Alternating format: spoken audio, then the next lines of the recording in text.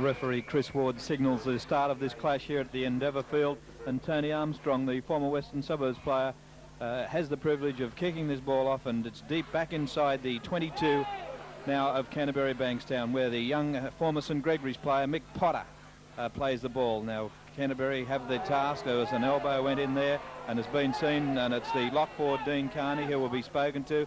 Dean Carney of course was in the action there, and the touch judge was spot on. He had Carney wrapped up pretty quickly, and that first penalty will certainly go to Canterbury Bankstown.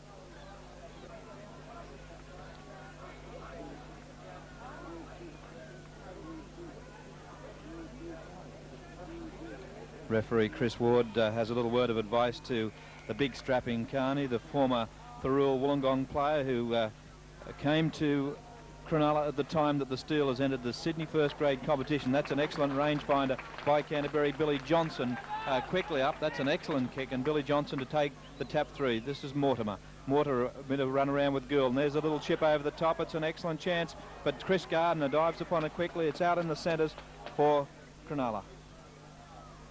This is Carney. Oh, high tackle too from the second row forward. It was Steve Folkes there. He'll be spoken to. Folkes came up with a fairly high tackle on Carney. So it's tit for tat, referee Ward will obviously say, and a penalty will go to the Cronulla side. Well, it's all square now with this penalty, and Tony Armstrong in there, an excellent kicker of the ball, takes play to within 5 metres of the halfway. Phil Doran, the former Helensburgh player, to take the tap free. Porter. Some hard running there by second row forward Downey. Downey's knocked to the ground by Folkes, and that's 10 metres short of the halfway, and is still in Cronulla's territory. Merlot calling it wide, and also Michael Porter. And Porter there wrapped up quickly by Johnston. And this match has started off at a pretty furious pace as the big solid second row forward Withall was there, and the ball has gone astray. So a ball up either way, and the first scrum of this match will be set, and it's 8 metres back inside Cronulla's half. So at the furious pace it started, Mortimer straight away, the ball, it went a little bit too far on that occasion. Whether the lock forward, Langmack, heard the referee's whistle, he carried it on, and the same movement comes away. That's Langmack. Langmack taken by his opposite number Carney onto the blind side. Second row forward Folkes, and Folkes that time crashed by Porter. 10 metres, that's the 10 metre line back inside Cronulla's half. This is the ball player for Canterbury Bankstown, Gould. We'll see a lot from this fellow today. He made an extra 5 metres. This is the centre three-quarter Andrew Farrer going for a little charge across field, and Farrer is again caught by Carney, and also the half-back lane. Onto the open side, and now it's Tunks there, almost got a ball away. Last tackle signal by referee Ward. This is Mortimer. Mortimer will use the bomb. Standing back there, Mark McGraw, and a lot of pressure on McGraw, and it's a chance for the wing three-quarter, Kevin Podgy, and I think Kevin Podgy has actually scored over there. And he has scored, so Podgy opens the scoring here for Canterbury Bankstown. He followed up a bomb. The pressure was on the young fullback, Mark McGraw. McGraw went up for the ball, and of course the ball came free, and right there was the wing three-quarter backing up well, Kevin Podgy, and Podgy has gone in for a very, very important try for the Canterbury Bankstown side.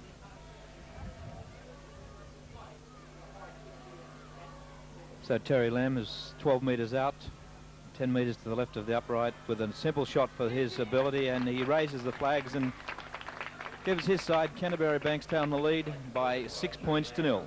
Well, this is Doran with the tap free. Merlot looking for lane out wide. Solid defence coming from Tunks. Just outside the 22 now. Played forward. And Downey makes a good gain, about 15 metres. Doran, this is second row forward. Withall gets his arms clear, but couldn't get that pass away. Robinson over the top. Langmack underneath. Lane. Here's the kick. Nixon putting space And that's a good tackle too. That's an excellent tackle from Cronulla, keeping Canterbury back in their own territory. This is Hammond. Johnson to Mortimer. Mortimer sides a little gap over the top and gets it. Mortimer and Lamb. Lamb inside.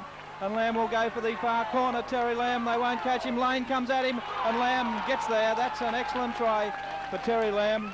And even more meritorious when one notes that Lamb was held back.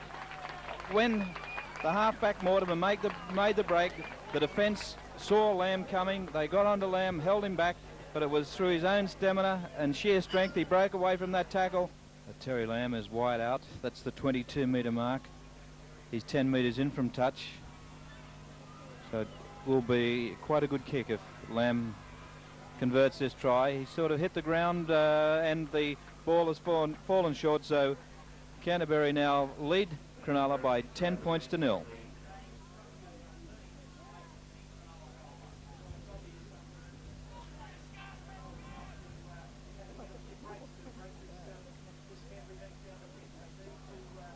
Comes out Cronulla's way, Lane, McGraw, oh, and a bad mistake there by Nixon.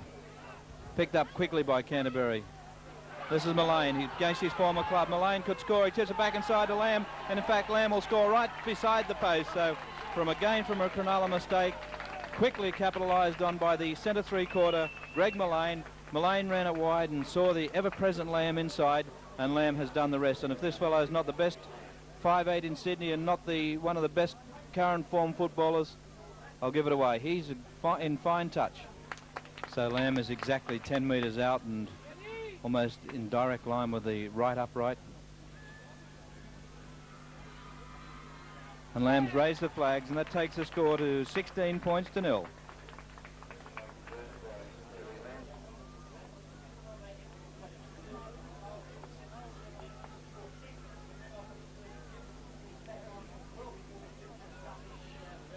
So Lane.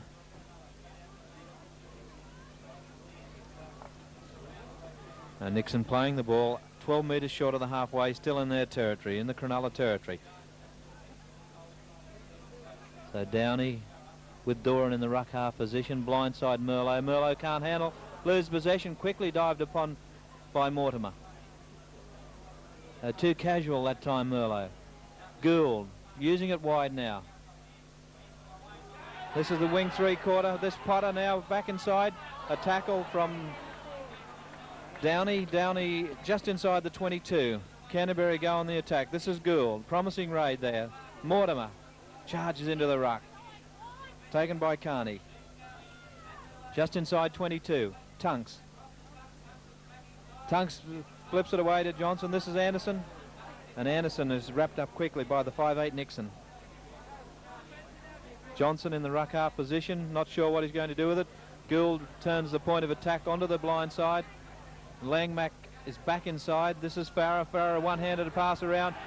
And here's Mortimer. Mortimer's magic. Mortimer magic over the top to Lamb, and Lamb could score again. And he does so. Well, that was some Mortimer magic there. Terry Lamb scores.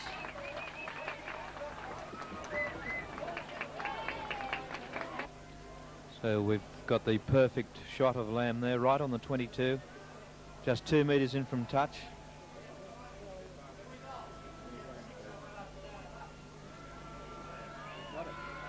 Oh, shocker. To the right of the upright, so the score remains Canterbury Bankstown 22, Cronulla 8. Lane to work this scrum. Cronulla ball.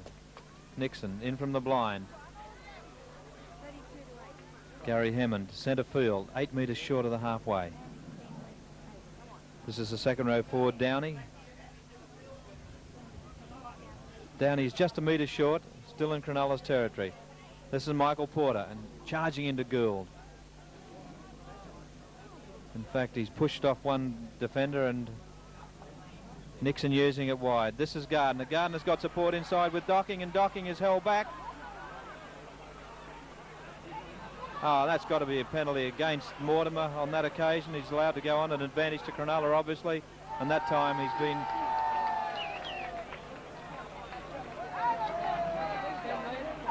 And we have a touch judge in and an extra 10 metres against Canterbury for talking. We'll check on the touch judge, see who he'll report. It'll be a Canterbury player, Billy Johnson. So as Tony Armstrong lines this kick up, 22 points to 8. Canterbury lead Cronulla. Cronulla have had a mammoth scrum count, 2-1, 8-4 the scrums. Cronulla lead the penalties 12-9.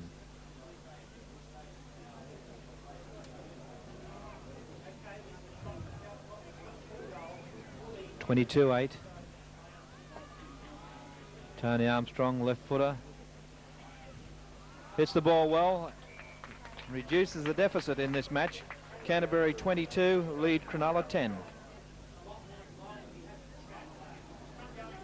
Cronulla ball, Lane, Nixon a run around with Armstrong. Armstrong received a little bit of treatment on that occasion as Nixon gets it wide. Hammond forced back by the two big centres. Docking taken by Langmack. Oh, Des O'Reilly. So Canterbury back in possession, 22 points to 10. Lamb, Mullane tips it back. Armstrong comes up with possession. Knocked both ways, and the scrum will be set just outside the Canterbury 22.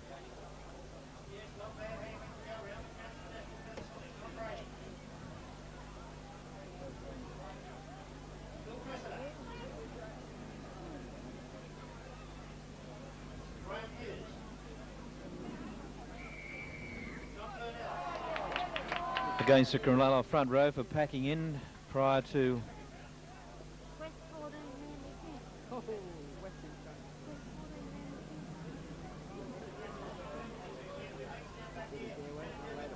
Andrew Farah. Gaining not a lot of ground, just 8 metres short of the halfway, still in Canterbury territory. Terry Lamb, 18 of the 22 points scored so far. Mullane caught in centre field. Onto the open side, this is Tunks. And Tunks that time caught by the second row forward Downey and also the replacement player Des O'Reilly. Switch of the attack. Here's a clean break by the second row forward folks.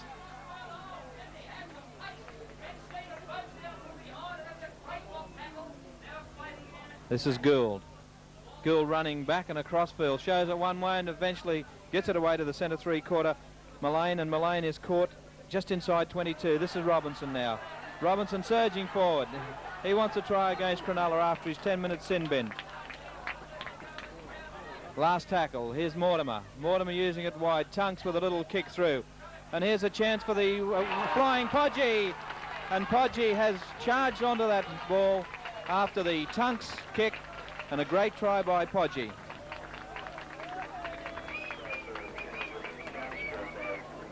So Lamb now with a conversion attempt just inside the 22. That's not a bad looking kick, but just across to the face of the upright, and the score remains Canterbury Bankstown 22, Cronulla 10.